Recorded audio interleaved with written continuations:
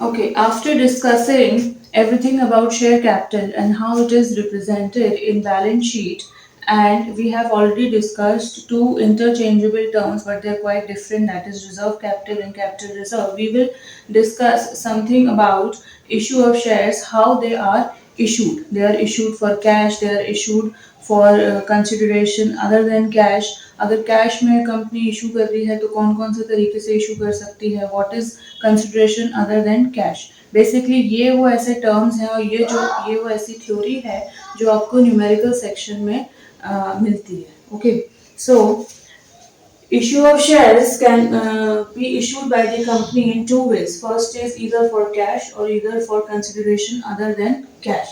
अगर कैश में company issue कर रही है तो अगेन उसके दो तरीके होते हैं. First is private placement of shares, या तो प्राइवेटली कंपनी शेयर्स को इशू कर रही है विदाउट इनवाइटिंग जनरल पब्लिक, और या तो पब्लिक को सब्सक्रिप्शन दे रही है शेयर्स का, that is public subscription of shares, public को इनवाइट कर रही है. ओके, अगर हम समझे what is private placement of shares.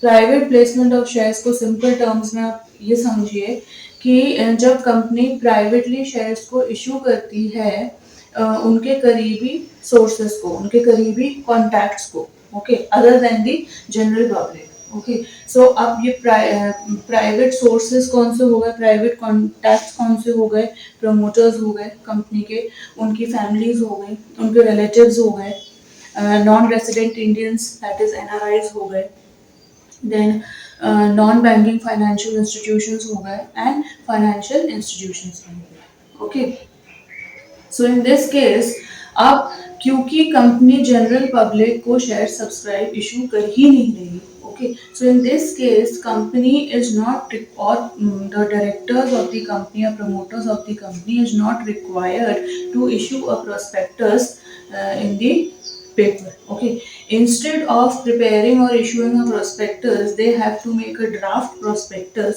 जिसे हम बोलते हैं statement in lieu of prospectus. और फर्स्ट अलॉटमेंट ऑफ शेयर्स के 3 दिन पहले ये statement in lieu of prospectus जो कंपनी ने ड्राफ्ट किया है, ये 3 दिन पहले कंपनी को रजिस्ट्रार ऑफिस में फाइल करना होता है. उसके बाद आफ्टर 3 डेज, एक बार ये ड्राफ्ट प्रोस्पेक्टस फाइल हो गया रजिस्ट्रार ऑफिस में, उसके बाद ही company after 3 days they are eligible to make allotment of shares.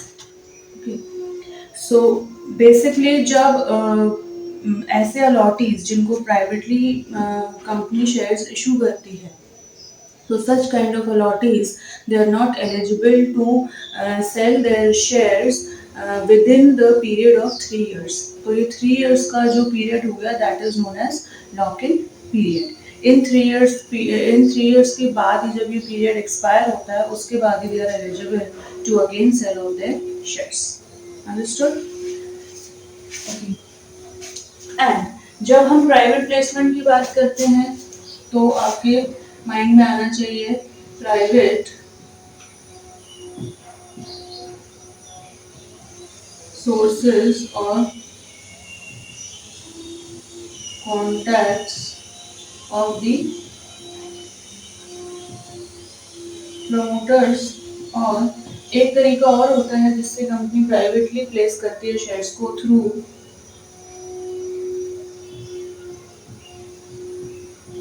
issue of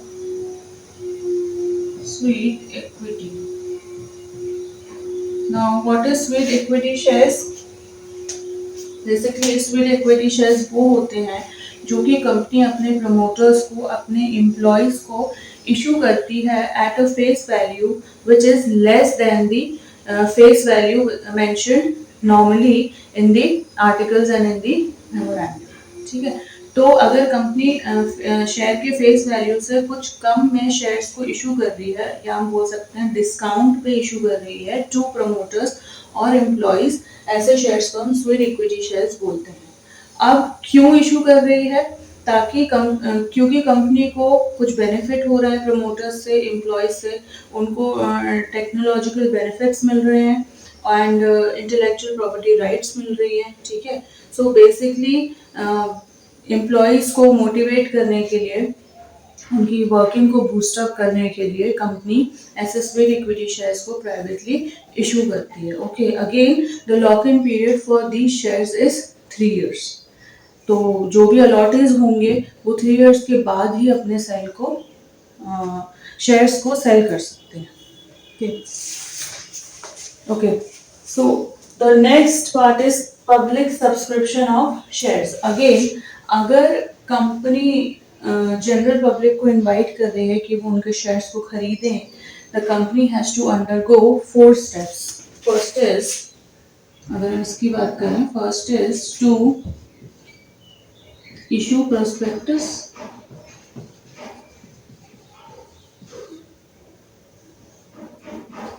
second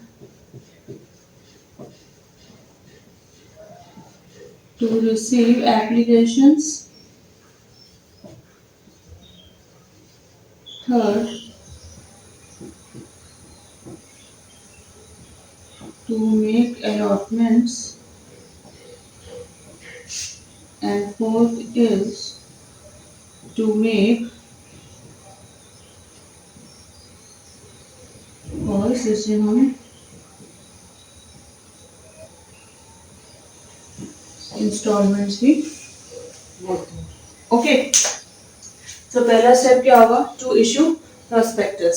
अब अगर जनरल पब्लिक को शेयर्स इशू करने हैं कंपनी को, तो सबसे पहले उन्हें अपना एक ऐड निकालना होगा। जैसे कि हमने प्रीवियस लेक्चर्स में डिस्कस किया, प्रोस्पेक्टस क्या होता है? बेसिकली एक इनविटेशन होता है for the general public to buy the shares of the company. अब इस प्रोस्पेक्टस में बेसिकली कंपनी की ओवरऑल प्रॉफिटेबिलिटी मेंशन होती है। प्रोस्पेक्टस बताता है कि ओवरऑल साउंडनेस कंपनी की कैसी है, प्रॉफिटेबिलिटी कैसी है कंपनी की, ताकि जनरल पब्लिक अट्रैक्ट हो और वो मोटिवेट हो कि वो कंपनी में in the form of shares invest करें। Okay, so apart from these two information, it contains prospectus और दूसरी इंफॉर्मेशन भी मेंशन करता है, जैसे कि name and address of the registered office of the company, name and address of the directors of the company, okay, what are the objectives of the company, okay, whether they got consent from SEBI Securities Exchange Board of India, how much is the authorized capital, how much is the issued capital, how much people, how much they will gather from the subscribed capital, and all this stuff, what will be the minimum subscription, and rest all the other information. So these are some basic information, important information which the people search about in the prospectus before investing their money in that company in the form of shares. Okay. दूसरा point क्या होगा? To receive applications. अब क्या होता है, जब public prospectus को पढ़ती है and if they are interested in that company to invest, वो सोचते हैं हम इस कंपनी के शेयर्स खरीद सकते हैं। Okay, so what they do, they fill in the application form. Company का एक एप्लीकेशन फॉर्म होता है शेयर्स को लेके, उस फॉर्म को भरते हैं, ठीक है, और अपना एप्लीकेशन मनी एक शेड्यूल्ड बैंक में जमा करते हैं। ओके, अब ये शेड्यूल्ड बैंक कंपनी का ही शेड्यूल्ड बैंक होता है और ये शेड्यूल्ड बैंक का नाम भी प्रोस्पेक्टस में मेंशन होता है। Okay, so they deposit their money, application money, along with the application form in the scheduled bank. Okay, और जब तक ये सारा एप्लीकेशन मनी बैंक में जमा नहीं हो जाता लास्ट डेट तक, तब तक ये सारा मनी बैंक के पास ही रहता है। बैंक इसे कंपनी को ट्रांसफर नहीं करती। ओके, कंपनी बैंक से अपना एप्लीकेशन मनी विड्रॉ तब तक नहीं कर सकती जब तक कि उसे certificate of commencement of business नहीं मिल जाता, और जब तक एप्लीकेशन मनी की लास्ट डेट नहीं होती तब तक ये एप्लीकेशन मनी शेड्यूल्ड बैंक्स के अकाउंट्स में ही जमा होता है। Okay, so after issuing prospectus, company has to receive application money, and once the application money has been received, the third step is to make allotment of shares. Okay, so एक बार जब application money receive करने की last date expire हो जाती है, उसके बाद bank ये सारा एप्लीकेशन मनी ट्रांसफ़र कर देता है कंपनी को। ओके, एंड उसके बाद कंपनी अपना अलॉटमेंट ऑफ शेयर्स का जो प्रोसीजर होता है वो स्टार्ट करती है. Now the important thing to note here is that company जब तक अलॉटमेंट ऑफ शेयर्स का प्रोसीजर स्टार्ट नहीं कर सकती, तब जब तक कि उसके पास मिनिमम सब्सक्रिप्शन का अमाउंट नहीं आता. Minimum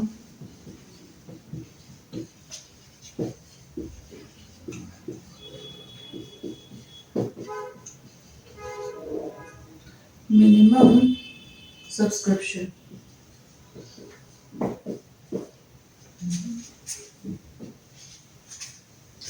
Minimum subscription is that amount which is raised by the company by the issue of shares to meet certain expenses or expenditure. Minimum subscription वो amount होता है, वो minimum amount होता है जो कि कंपनी की requirement होती है, कंपनी को चाहिए होता है in order to meet certain expenses. Okay.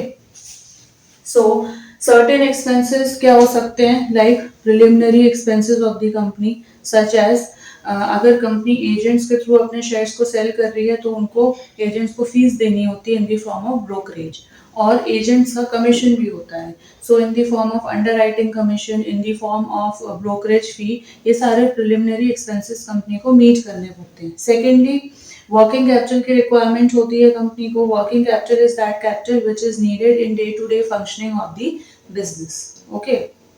Next क्या हो सकता है, अगर कंपनी ने कोई प्रॉपर्टी परचेज की हो तो उसको उसके प्राइस को पे करने के लिए company has to need this minimum subscription amount. और अदर मिसलेनियस एक्सपेंसेस भी हो सकते हैं जो कि कंपनी की डेली वर्किंग में या डेली बिजनेस में इनकर होते हैं. Okay. So basically minimum subscription को ध्यान में रखिए. It is that minimum amount which is raised by the issue of shares by a company in order to meet certain expenditures. ये एक्सपेंडिचर्स क्या हैं ये मैंने आपको बता दिए. तो जब अलॉटमेंट का प्रोसीजर स्टार्ट होता है तब डायरेक्टर्स को ये देखना होता है कि ये मिनिमम सब्सक्रिप्शन का अमाउंट उनके पास है कि नहीं. Now what is this amount minimum subscription का? It is 90% of issued amount. जितना भी इशूड अमाउंट होगा कंपनी के पास उसका 90% कंपनी के पास आ जाना चाहिए इन the form of minimum subscription. ठीक है.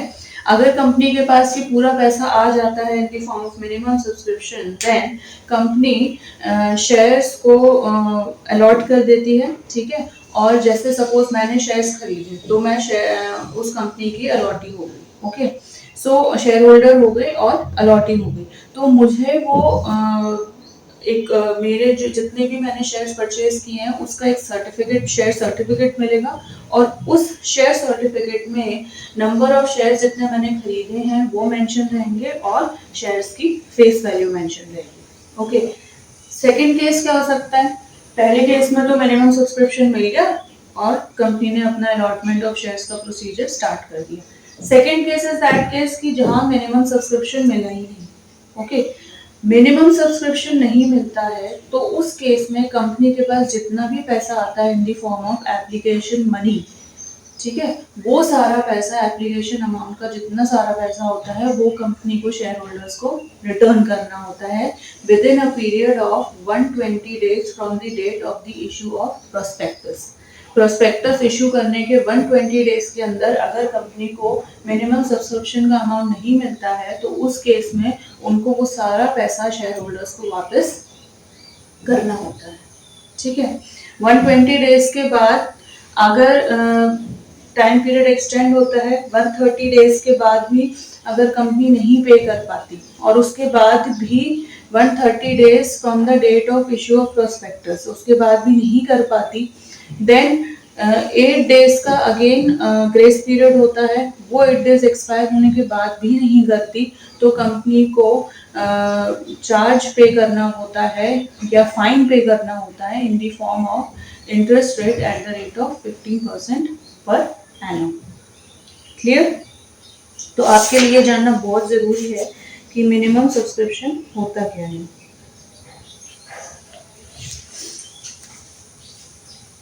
And the last is to make calls. अब हम कॉल्स के बारे में बात करें तो बेसिकली जब हम इंस्टॉलमेंट्स के बारे में बात करते हैं, जब कंपनी इंस्टॉलमेंट्स में पैसा शेयर होल्डर्स से लेती है। Okay, to understand this,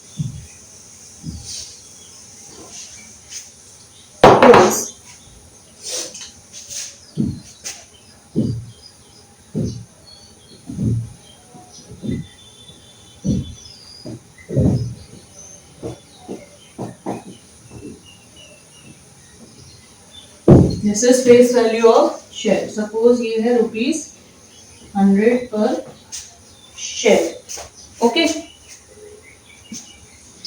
now अब ये जो रुपीस फेस वैल्यू है शेयर की, वो कंपनी कभी एक साथ नहीं लेती। ओके, वो इंस्टॉलमेंट्स में या पार्ट्स में शेयर होल्डर से पैसा कलेक्ट करती है। ओके, तो सपोज आउट ऑफ 100, सपोज ₹20 पर शेयर एप्लीकेशन मनी के फॉर्म में कलेक्ट कर लिया, एप्लीकेशन अमाउंट, एप्लीकेशन के फॉर्म में कंपनी ने 20 पर शेयर शेयर होल्डर्स से कलेक्ट कर लिया। ओके, देन सपोज अगेन 20 पर शेयर अलॉटमेंट के टाइम ले लिया। जब एप्लीकेशन मनी मिल गया उसके बाद कंपनी ने अलॉटमेंट्स करना शुरू करी, मिनिमम सब्सक्रिप्शन मिल गया, अलॉटमेंट्स शुरू हो गए, तो अलॉटमेंट के दौरान ₹20 पर शेयर ले लिया। Now remaining is ₹60 out of 100। तो अब ये ₹60 को कंपनी इंस्टॉलमेंट्स में शेयर होल्डर से ले सकती है। ओके, सपोज पहला इंस्टॉलमेंट कंपनी ने रखा सपोज 30 पर शेयर। ओके, तो जो पहला इंस्टॉलमेंट कंपनी लेगी दैट इज ₹30 पर शेयर, उसको कंपनी बोलेगी कि उन्होंने फर्स्ट कॉल में वो पैसा ले लिया। ठीक है, so first installment will be termed as first call by the company. Okay, and again ₹30 per share को कंपनी टर्म करेगी second and final call. Okay, so ₹30 को दूसरे इंस्टॉलमेंट में लिया, ये लास्ट इंस्टॉलमेंट थी इसलिए ये सेकंड भी हो गई और ये फाइनल भी हो गई। अंडरस्टूड? सो बेसिकली जब कंपनी इंस्टॉलमेंट्स में अमाउंट को कलेक्ट करती है या अमाउंट को लेती है, those installments are termed as calls by the company. Now first call भी हो सकती है, फर्स्ट और फाइनल भी हो सकती है, ठीक है, सेकेंड भी हो सकती है, थर्ड भी हो सकती है, as per the requirement of the company, and these calls are strictly made according to the articles of association. Okay. Now in बहुत सारे केसेस में ऐसा होता है कि एप्लीकेशन मनी ले लिया, उसके बाद जितना इंस्टॉलमेंट बचा वो सारा इंस्टॉलमेंट उन्हें अलॉटमेंट के दौरान ले लिया।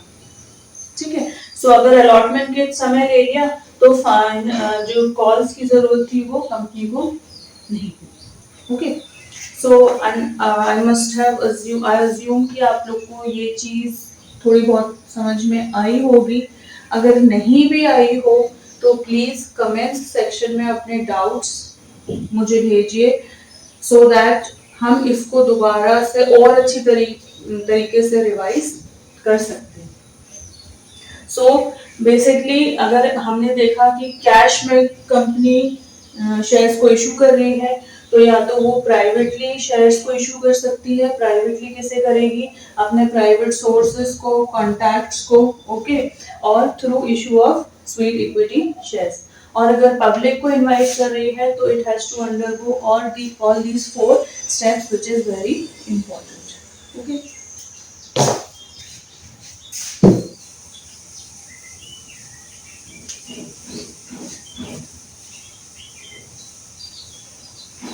now second part is this can be B. Now company shares को इशू करती है कभी कभी कैश के अलावा भी, that is termed as consideration other than cash. तो ये दो तरीके से कर सकती है। First is issue cash, issue shares.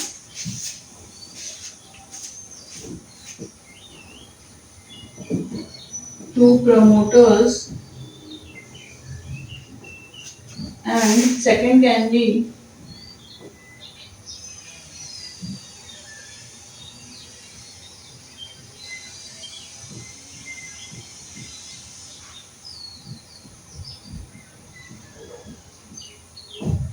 Through purchase of assets. अब प्रमोटर्स को कंपनी इशू कर रही है शेयर्स, तो प्रमोटर्स से कुछ बेनिफिट मिल रहा होगा, उनकी सर्विसेज के लिए कंपनी खुश होकर उन्हें शेयर्स को इशू कर सकती है। ओके, सो अगर प्रमोटर्स को कंपनी शेयर इशू कर रही है तो in this case consideration other than cash में ज्यादा थ्योरी नहीं है। You have to only keep in mind the important journal entries, अगर ये क्वेश्चन एग्जाम में आता है तो। ओके, तो इसकी जर्नल एंट्री क्या होगी? Incorporation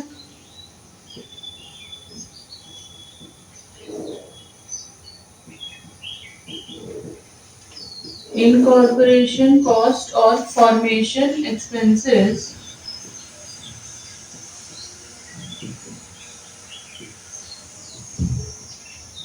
account debited to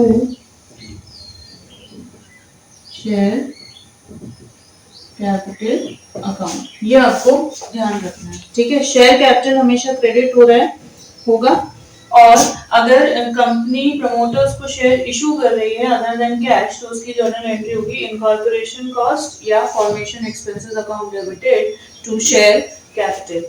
second case क्या हो गया? Through purchase of assets. हमने एसेट्स को परचेज करा किसी वेंडर से और उसके बदले में उसे कैश ना देके कंपनी ने उसे शेयर्स इशू कर दी।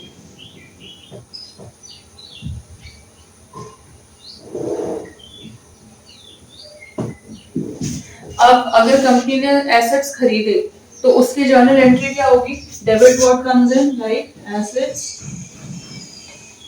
अकाउंट डेबिटेड टू, इसको हम वेंडर्स बोलेंगे,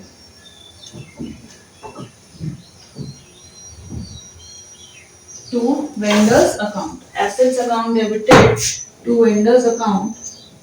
एंड सेकेंडली अब हम वेंडर्स को कैश ना देके शेयर्स इशू कर रहे हैं, so in that case it will be vendors account debited